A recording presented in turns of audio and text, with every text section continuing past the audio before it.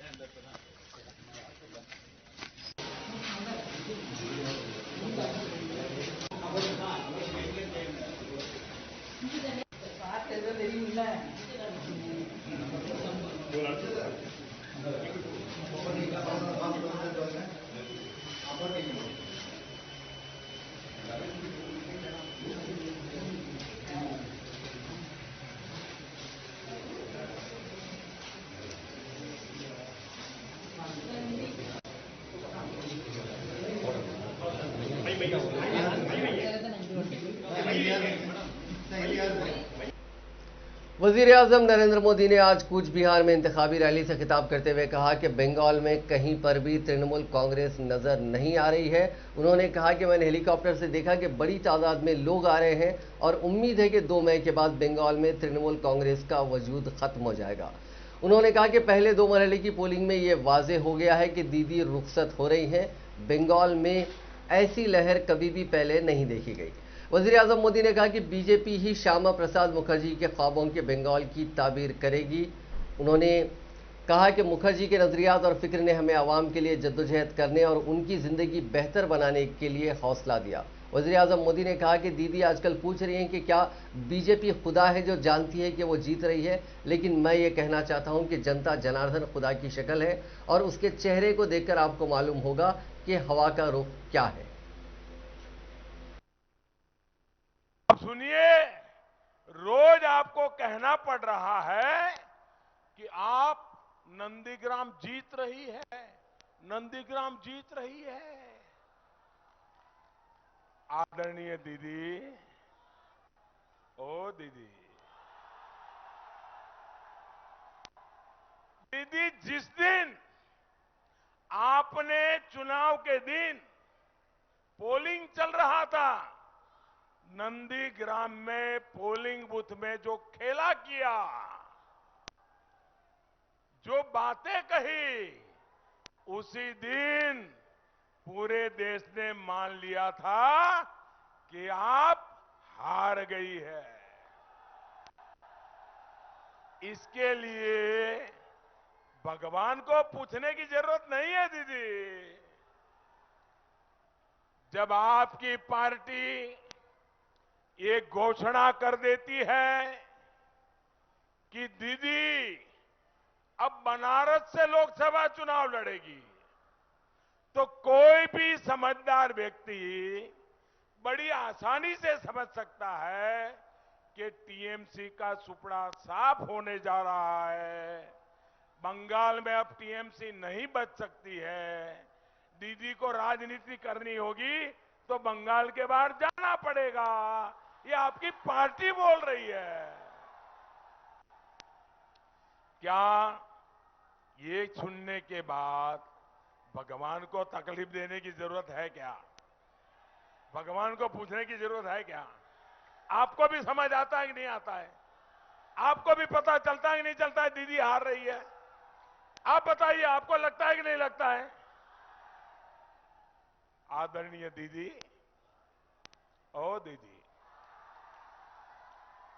अभी हाल में ही आपने कहा, देखिए एक महत्वपूर्ण बात है, अभी वजीर आला ममता बनर्जी ने कहा है कि वो जब तक जिंदा रहेंगी भारतीय जनता पार्टी को 1 इंच भी जमीन नहीं जीतने देंगी। तृणमूल कांग्रेस की सदर ने जिले हुगली के बुंडेल में इंतखाबी इजलास से खिताब करते हुए गुज़िश्ता रोज कहा कि किसी भी बाहरी को बंगाल पर हुक्मरानी की इजाजत नहीं होगी। मैं मर जाऊंगी लेकिन बीजेपी के लिए 1 इंच भी ग्राउंड नहीं छोड़ूंगी। एक ऐसे वक्त जब रियासत मगरबी बंगाल की वज़ीर आला ममता बनर्जी को दाएं बाजू की कौम पर जमात बीजेपी से सख्त मुकाबले का सामना है। अदाकारा जया बच्चन की खुली हिमायत से उनकी जमात को काफ़ी हौसला मिलने की तवक्को है। समाजवादी पार्टी से रुकने पार्लियामेंट जया बच्चन ने 5 अप्रैल से तृणमूल कांग्रेस पार्टी की हिमायत में अपनी मुहिम का आगाज कोलकाता से किया। रियासत बंगाल हिंदुस्तान की सबसे सेकुलर रियासतों में से एक मानी जाती रही है, जहां तकरीबन 32 वर्षों तक कम्युनिस्टों की हुकूमत रही। तमाम मोदी के दौरे इख्तिदार में यहां भी बीजेपी ने अपने कदम काफ़ी मजबूत कर लिए हैं और अब हाल यह है कि कांग्रेस और बाएं बाजू के इत्तेहाद के बावजूद यहां बीजेपी और ममता की जमात तृणमूल कांग्रेस के दरमियान बराह रास्त मुकाबला है। मोदी के खिलाफ ममता का नारा है बंगला नीजर मायके चाय, यानी बंगाल खुद अपनी बेटी को चाहता है। अदाकारा जया बच्चन का ताल्लुक भी मगरबी बंगाल के जबलपुर से है और इस हैसियत से उनके शोहर अमिताभ बच्चन को बंगलर जमाई यानी बंगाल का दामाद कहा जाता है। जया बच्चन की जमात समाजवादी पार्टी का कहना है कि बीजेपी बंगाल में भी नफरत की सियासत फैला रही है और उसी के तहत उसने मोदी के खिलाफ और ममता की हिमायत में मुहिम चलाने का ऐलान किया था। जया बच्चन इसी मिशन के तहत मगरबी बंगाल पहुंची थी।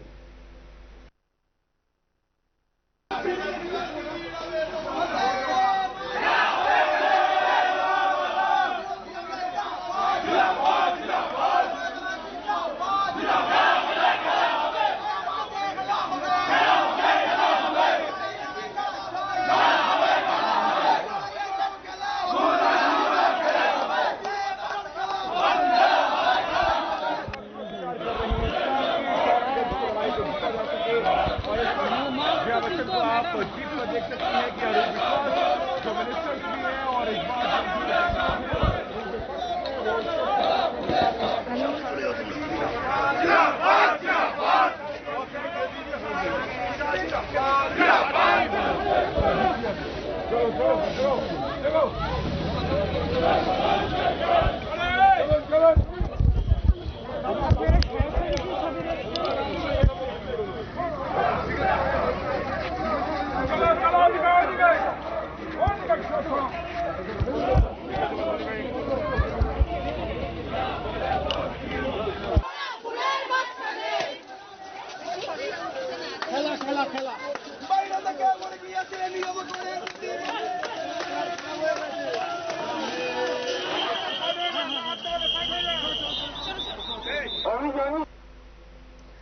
अदाकार रजनीकांत, अदाकार अजीत, सियासतदान और मुकुल निधि, मयम के बानी कमल हसन, अपोजिशन के डीएमके के सदर एमके स्टालिन और तेलंगाना और पुडुचेरी के lieutenant governor doctor Tamilisai Soundararajan समेत दीगर कायदीन ने अपने हक़ राय दही का इस्तेमाल किया। अदाकार अजीत ने अपनी अहलिया शालिनी के हमरा पोलिंग स्टेशन पहुंचे और अपने हक़ राय दही का इस्तेमाल किया। दरअसल इलेक्ट्रॉनिक वोटिंग मशीनों में कुछ मामूली खराबी की वजह से वोटिंग के अमल में ताखिर हुई। अदाकार रजनीकांत ने स्टेला मरियम कॉलेज के स्टेटस पोलिंग स्टेशन में अपने हक़ राय दही का इस्तेमाल किया। शहर के एक बूथ में तेलंगाना और पुडुचेरी की गवर्नर तमिलिसाई सौंदरराजन समेत आला रहनुमाओं ने अपने वोट डाले। साबिक मरकजी वजीर और कांग्रेस के सीनियर रहनुमा पी चिदम्बरम ने सेगंगा जिले में अपना वोट डाला, जबकि कमल हसन ने अपनी बेटियों श्रुति और अक्षरा हसन के साथ वोट डाला। एमके स्टालिन ने अपने वालिद एम करुणानिधि और सीएन अन्नादुराई की यादगार पर खिराज अकीदत पेश करने के बाद अपनी अहलिया दुर्गा स्टालिन और बेटे अधीन निधि स्टालिन के साथ वोट डाला।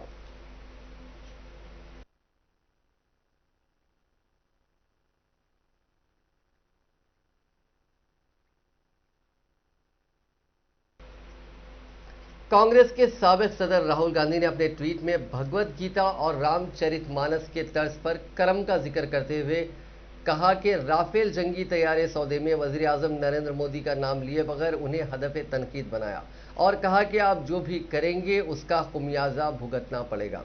फ्रांसीसी मीडिया के राफेल जंगी तैयारे के सौदे में एक हिंदुस्तानी बिचौलिए के लिए रिश्वत के मामले के इंकशाफ करने के बाद कांग्रेस हुकूमत पर हमलावर हो गई है और पार्टी ने इस मामले में पीर को खुसूसी प्रेस कॉन्फ्रेंस करके मोदी से मुल्क की आवाम को वजाहत पेश करने और असल हकायक बताकर इस पूरे मामले की जामे तहकीकात का मुतालबा किया था। राहुल गांधी ने राफेल मामले में इस नए इंकशाफात के सिलसिले में हुकूमत पर हमला करते हुए ट्वीट किया कि करम किए कराए का बही कहता है, इससे कोई नहीं बच सकता।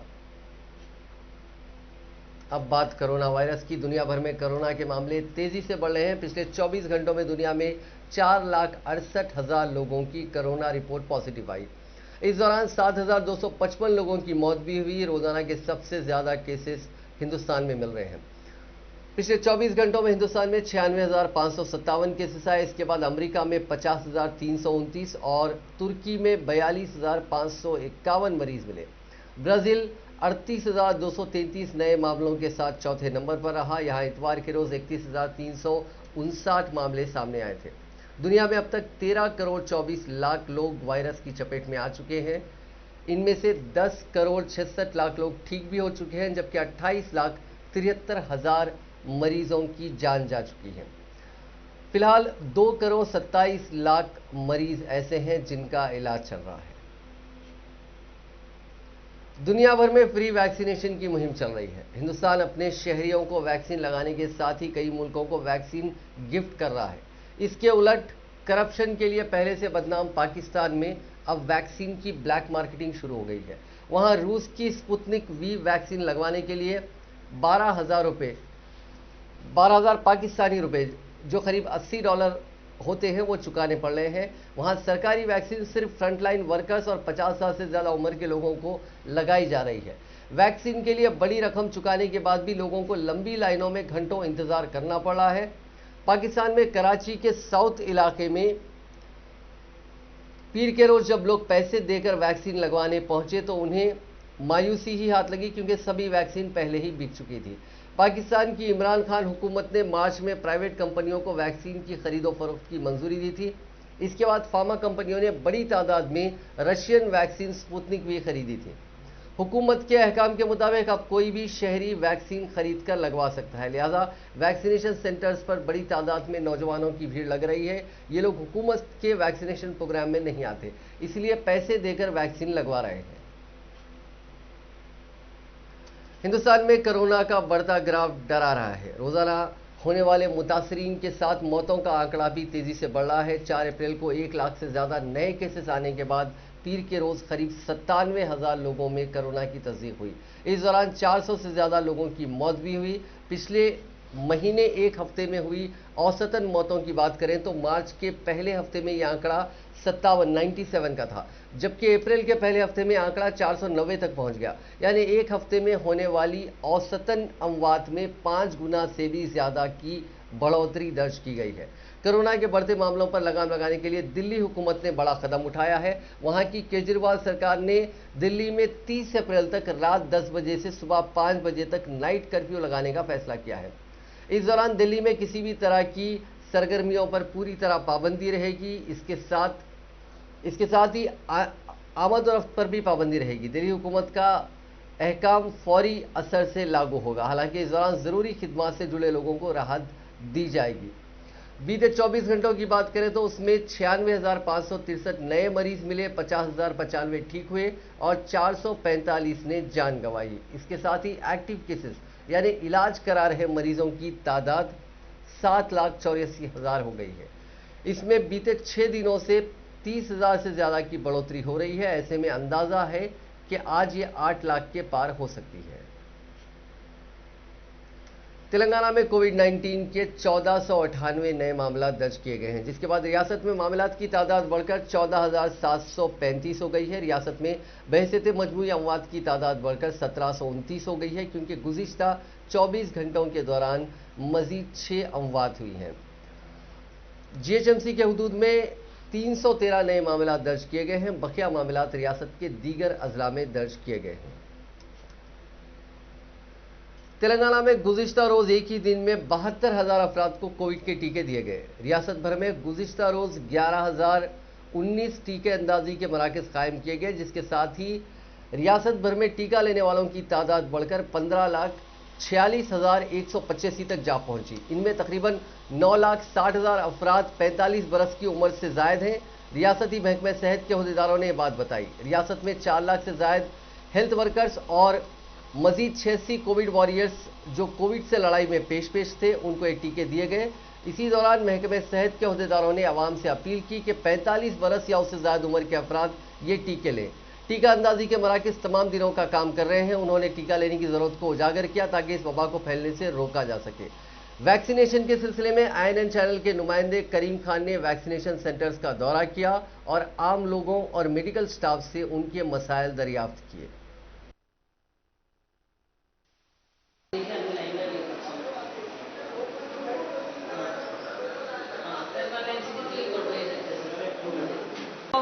ఆన్లైన్ చేస్తారమ్మా మీరు? ఆన్లైన్లో చేస్తారా? మొబైల్ నెంబర్ చెప్పండి. ఆన్లైన్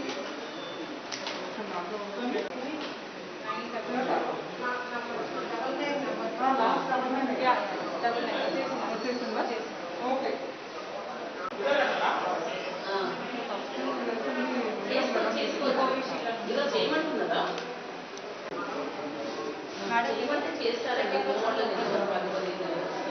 ఓకేనా?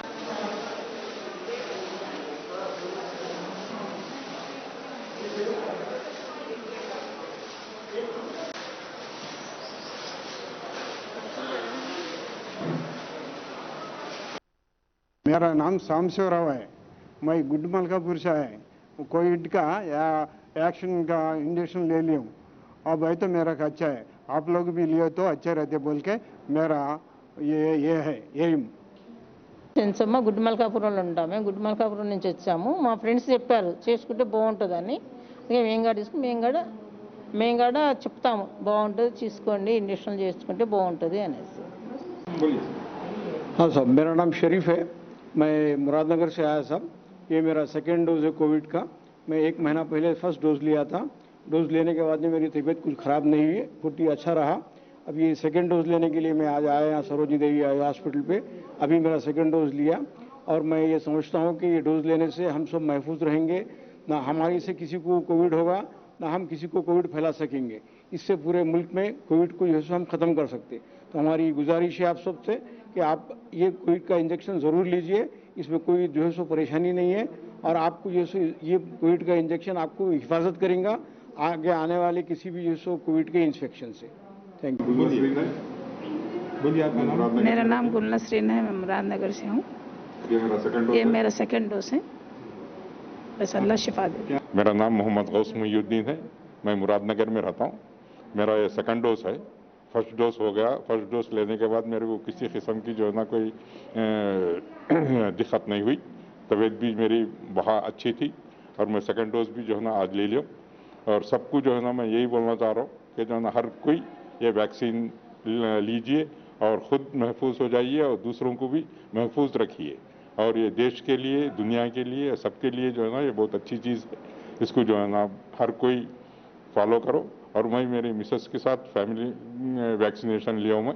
और फिर मैं अमेरिका भी जाना है, इसलिए ये वैक्सीनेशन लेना बहुत कंपलसरी था, इसलिए मैं वैक्सीनेशन लिया हूँ। और ये ज़रूरी है, जो भी यहाँ पे रहते हैं उनके लिए भी बहुत अच्छी चीज़ है और सबके लिए बहुत अच्छी चीज़ है। मैं सरोजिनी देवी हॉस्पिटल में आई हॉस्पिटल से बोल रहा हूँ। यहाँ जो वैक्सीनेशन का फैसिलिटीज़ है वो भी अच्छा है, मगर एक थोड़ी सी मुश्किल की बात यह है कि जो लोग ऑनलाइन में रजिस्ट्रेशन करते हैं उनको भी ये टोकन लेने के लिए कह रहा है। सबको ये टोकन सुबह 9 बजे से 10 बजे तक ये टोकन दे रहा है। इसीलिए जो लोग ऑनलाइन में बुक करते हैं और वो आफ्टरनून में आता है उसको बहुत मुश्किल पड़ रहा है। वो एक बात है। और बाकी सभी ये डिसिप्लिन से चल रहा है। वैक्सीनेशन भी अच्छा चल रहा है और they have taken already all precautions to vaccinate the people in the corona pandemic. Public के लिए तो सभी गवर्नमेंट हॉस्पिटल में जो वैक्सीनेशन चल रहा है वो ठीक से ही चल रहा है। one or two lapses may be there, but I request all the people to get vaccinated as early as possible, as the government of Telangana or government of India is encouraging to vaccinate. It's a very important thing that online registration should be given the preference. Otherwise, what is the use of giving it? As a first come first served basis, it's all right, but online should be preferred. Otherwise, you remove it and let all the online tokens be issued. Sorry, or tokens at the spot be issued, so that everyone can have an equal and smooth way of getting the things done. That's what I want. Thank you so much. K. Sadguna Rao. I'm Asif Nagar. Taken. This is for second dose. I came here. First dose is okay. Now I'll have to take this. That will be over. What do you feel after the first dose taken? No, condition is normal only. I didn't get any fever, anything like that. Quite okay. What's your message for citizens? Which one? What's your message for citizens about vaccination? I'm staying here only. What's your message for citizens about vaccination? Vaccination is necessary. Best thing is to take care of. Good. Hi, Saujanya here Saujanya मैं अपने पापा के लिए आई हूँ. उनका first dose यहाँ पे हो गया है. प्रीटी नीट है, क्लीन है. थोड़े लैप्सेस है क्योंकि टेस्टिंग वहाँ चल रहा है, यहाँ पे वैक्सीन ड्राइव चल रहा है. पर वैक्सीन के बाद जो कॉन्फिडेंस मिलता है वो तो है. तो मुझे लगता है कि सब लोगों को वैक्सीन लेना चाहिए. मेरे पापा को अभी सेकेंड डोज के लिए हम लोग यहाँ आए हैं, तो सब कुछ तो अभी तक ठीक चल रहा है. उनके लिए सबके लिए ज़रूरी है. Citizens make the nation, right? So healthy citizens healthy nation. So मैं यही चाहती हूँ कि मिस इन्फॉर्मेशन जो भी है वैक्सीन के लिए कि कुछ हो जाएगा, बस छोड़ दीजिए. वैक्सीन ले लीजिए. मास्क फिर भी पहनना चाहिए. तो बस कोविड का जो नॉर्म्स है वो फॉलो करिए और वैक्सीन ले लीजिए और हैप्पी रहिए. राजशेखर, बेसिकली ये वैक्सीनेशन सब लोग लेना चाहिए, जरूरी है, क्योंकि वैक्सीनेशन में कुछ भी प्रॉब्लम्स नहीं है. क्योंकि मैं लिया हूँ, इट्स फुल फिट है, कुछ भी प्रॉब्लम ऐसा नहीं है. मैक्सिमम आए तो भी fever, just light body pens आता है, उससे ज़्यादा कुछ भी ज़्यादा प्रॉब्लम्स कहाँ भी नहीं है. वो पूरे दूसरा कोई की बोल रहे हैं सब कुछ आ रहा है, प्रॉब्लम है, ऐसा कुछ भी मेरे को तो नहीं दिखा है. बाद में नहीं मालूम. नहीं, presently I don't have any difficulty as such है. अभी इतना वो तो कितना तक वो यूज होता, नहीं कितना तक यूज होता है वो पूरा अलग बात है, पर अच्छा है, लेना अच्छा है. क्योंकि कुछ इम्यूनिटी बढ़ता है ना, उसके साथ तो इम्यूनिटी बढ़ेगा, स्ट्रेंथ बढ़ेगा. सब लोग लेना अच्छा है. कम ऐसा इम्यूनाइजेशन सब लोग लिए तो ये भी एक प्रैक्टिस रहेगा सबको भी. बेटर रहेगा ना लेके. गवर्नमेंट तो सबको बोल रही है कि ले बोल के, तो लेने में क्या अर्ज है. सब लोग लेना है, सब एज वाले, अभी एक एज नहीं है, 15 ईयर्स सब लोग लेना है. All people have to take vaccination. जैसा पोलियो एरिकेशन कर रहे हैं ऐसा ये भी एरिकेट करेगी. शिव कुमार. क्या टाइमिंग है ये? हम लोग का टाइमिंग 7 बजे से 2 बजे तक है सर. हमारा शिफ्ट का सर. मॉर्निंग 7 बजे. मॉर्निंग 7 बजे आते. 2:30 तो हमारा होता है. रेगुलर टाइम तो 2:30 कंपलसरी होता है. तो आप लोग ये टेस्टिंग सेक्शन में? और टेस्टिंग सेक्शन में है भैया. कितने पेशेंट आते डेली? कितना लोग आते टेस्टिंग? यहाँ पर 200 आ रहे भैया. 200 से ज़्यादा ही आ रहे. 1 वीक से 200 से ज़्यादा आ रहे हैं. कितने दिन से कर रहे हैं आप? मैं यहाँ पर ATS से कर रहा हूँ. यहाँ हॉस्पिटल में ATS से कर रहा हूँ. अभी ये जो सेक्शन है इसमें सैनिटाइजर वगैरह किधर है? सैनिटाइजर होना बोलते मैं वहाँ जाके कर रहा हूँ सर. नहीं, अभी पेशेंट जो आएंगे सर उनको सैनिटाइज कैसा करते हैं आप? यहाँ पर नहीं कर रहे सब, वो टेस्ट करे बाद में वहाँ पर कर रहे सर. किधर? वहाँ वो टेस्ट करके उन्हें सैनिटाइज करके भिजा दे रहे हैं.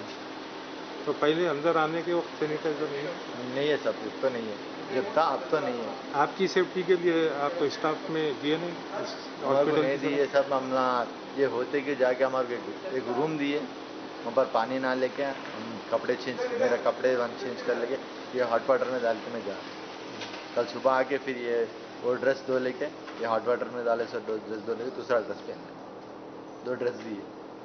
आपको कुछ मेडिसिन या सैनिटाइजर हॉस्पिटल की तरफ से नहीं दिए? नहीं, हमारे सेफ्टी के लिए, हमारे सेफ्टी के लिए कुछ भी नहीं है। वैक्सीन दिए सब, इतना अच्छा। अभी क्या सैलरी भी टाइम पे नहीं आ रहा हमारा, सैलरी भी आगे 3 महीने होगा। ये टेस्ट इतना भी उसमें भी कर रहे तो भी सैलरी आगे 3 महीना होगा। इसमें मिनिमम हमारे सिक्योरिटी गार्ड में 50 मेंबर्स है सर। सिक्योरिटी गार्ड 50 मेंबर्स है। हाउसकीपिंग एम्प्लॉयज़ है 200 जन हाउसकीपिंग एम्प्लॉयज़ है। हमारा सैलरी है, बेसिक सैलरी 8700 रुपीज़ हमारा सैलरी है। ये सैलरी भी 3 महीने को एक बार आ, 3 महीने हो गया, अभी एक बार भी नहीं आया। ये 4th मंथ ये 4th मंथ है सर। क्या प्रॉब्लम क्या? अब सैलरी टाइम पे नहीं आ रहा। हम घर कैसा चला सकते हैं? हम ये कुछ भी हम लोगों को ये कुछ भी नहीं। आपको ये से है, ये से भी करना बोले तो वो दूर है। हमारे घर में प्रॉब्लम है, कुछ भी है। अब रेंट वो टाइम पे सैलरी आ गया तो एक अच्छा रहता था। ये तो 3 महीने को एक बार, 4 महीने को एक बार सैलरी दे रहे। अब ये कर रहे तो भी हमारे को कुछ भी एक दिन धुमा मारे हमारे एक दिन का सैलरी कट हो जाना।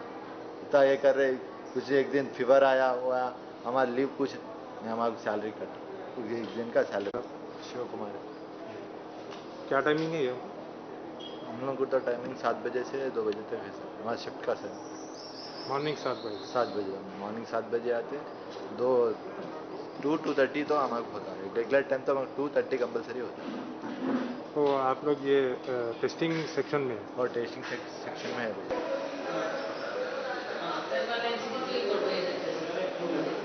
ఓకే ఆన్లైన్ చేస్తారా మరి? ఆన్లైన్లో చేస్తారా? మొబైల్ నెంబర్ చెప్పండి ఆన్లైన్. कोरोना के बीच राहत भरी खबर आ रही है। इस साल रमज़ान की शुरुआत के साथ ही हरम मक्का में ज़ायरीन की एंट्री शुरू हो जाएगी। सऊदी अरब ने फैसला किया है कि यहां उन्हीं को एंट्री दी जाएगी जिन्हें कोरोना की वैक्सीन लगाई जा चुकी हो या जो कोरोना से मुतासिर होने के बाद उसे मात दे चुके हों। एक न्यूज़ एजेंसी के मुताबिक ऐसे लोग जिन्हें वैक्सीन की पहली डोज लग चुकी है उन्हें 14 दिन क्वारंटाइन रहने के बाद एंट्री दी जाएगी। मदीना में भी ऐसी ही पाबंदियों के साथ एंट्री की इजाज़त होगी। पिछले साल कोरोना वबा की वजह से दुनिया भर के सभी मजहबी मकामात को बंद किया गया था। सऊदी हुकूमत ने भी पिछले साल 27 फरवरी को उम्रा पर बैन लगा दिया था। उम्रा हज की तरह ही होता है, लेकिन इसके कुछ अलग उम्रा के रसूम होते हैं। हज साल में एक बार होता है, जबकि उम्रा साल के किसी भी महीने में किया जा सकता है। इस वबा को रोकने के लिए सऊदी हुकूमत ने सभी सरहदें सील कर दी थी। इंडियन प्रीमियर लीग के 14वें सीजन का आगाज 9 अप्रैल से होना है। इससे पहले ही टूर्नामेंट पर कोरोना का साया मंडराने लगा है। मुंबई इंडियंस टीम के wicket keeping consultant Kiran More, Wankhede stadium के 2 ग्राउंड स्टाफ और एक प्लम्बर मुतासिर पाए गए हैं। इससे पहले भी स्टेडियम के 10 स्टाफ मेंबर्स और 6 इवेंट मैनेजर्स की रिपोर्ट पॉजिटिव आ चुकी है। अब तक आईपीएल में 3 खिलाड़ी समेत 24 लोग पॉजिटिव हो चुके हैं। साबिक हिंदुस्तानी विकेट कीपर किरण मोरे में कोरोना वायरस के अलामात नहीं पाए गए। फिलहाल उन्हें आइसोलेशन में रखा गया है। उधर एक न्यूज़ एजेंसी ने जराये के हवाले से बताया कि वानखेड़े स्टेडियम के सभी स्टाफ मेंबर्स को स्टेडियम के पास ही एक क्लब हाउस में ठहराया गया। इनको ट्रैवल करने और स्टेडियम एरिया से बाहर निकलने की इजाज़त नहीं है। वानखेड़े में आईपीएल की 4 टीमों को 10 मैच खेलना है। ये टीमें Delhi Capitals, Chennai super Kings, Punjab Kings और राजस्थान रॉयल्स हैं। फिलहाल चारों टीमें मुंबई में ही प्रैक्टिस कर रही हैं।